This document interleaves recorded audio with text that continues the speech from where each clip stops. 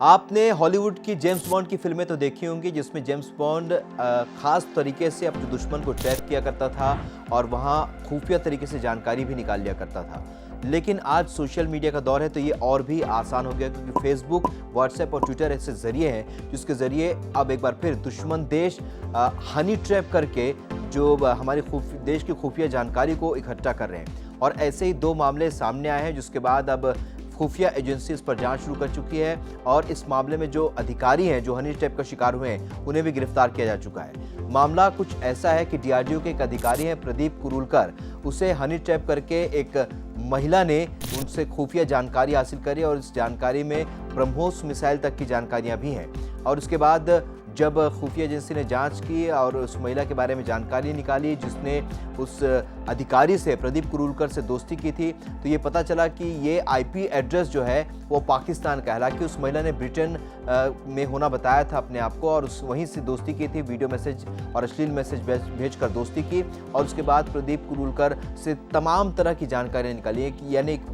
बड़ी खुफिया जानकारी यहाँ पर मिली खुफिया एजेंसी को। उसके बाद एक कार्रवाई हुई और यहाँ सोचने वाली बात यह है कि हम जब जेम्स बॉन्ड की फिल्में देखा करते थे उस समय ये तमाम बातें केवल काल्पनिक हुआ करती थी, जब जेम्स बॉन्ड अपने दुश्मन के क्षेत्र में घुसकर जानकारियां निकाला करता था। लेकिन आज के दौर में ये बहुत आसान है, क्योंकि फेसबुक, ट्विटर और सोशल मीडिया के ऐसे प्लेटफॉर्म है जहां पर लगातार इस तरह की कार्रवाई की जा सकती है और इस तरह के काम किए जा सकते हैं। दुश्मन देश इस पर आगे बढ़ रहा है। इसी तरीके के बीएसएफ के एक जवान की जानकारी भी सामने आई और इस जवान ने भी खुफिया जानकारियां दुश्मन देश के लिए दी हैं और इसके लिए 28,800 रुपये उसे भुगतान भी किया गया। और ये बहुत ही निम्न स्तर का कर्मचारी है और इसका नाम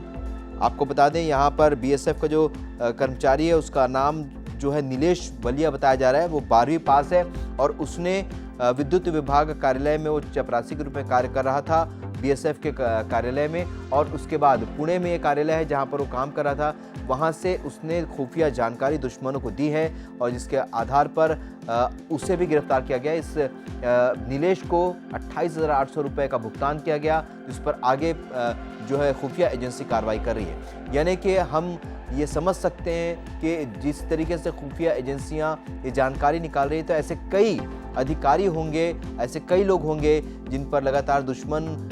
देश जो है हनी ट्रैप करके उन्हें फंसाने की कोशिश कर रहा होगा। और चूँकि हनी ट्रैप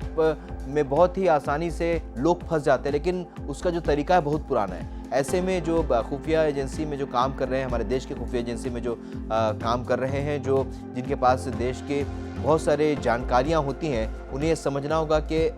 हनी ट्रैप किया जा रहा है, उन्हें फंसाया जा रहा है और ऐसे में उन्हें भी सतर्क रहने की ज़रूरत है। और साथ ही ये सोचने की ज़रूरत भी है, क्योंकि